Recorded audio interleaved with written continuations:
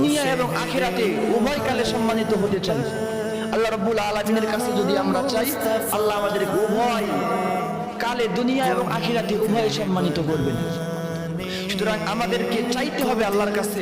আল্লাহ রাব্বুল আলামিন বলতেছেন আদ-দুআ হুয়াল ইবাদা।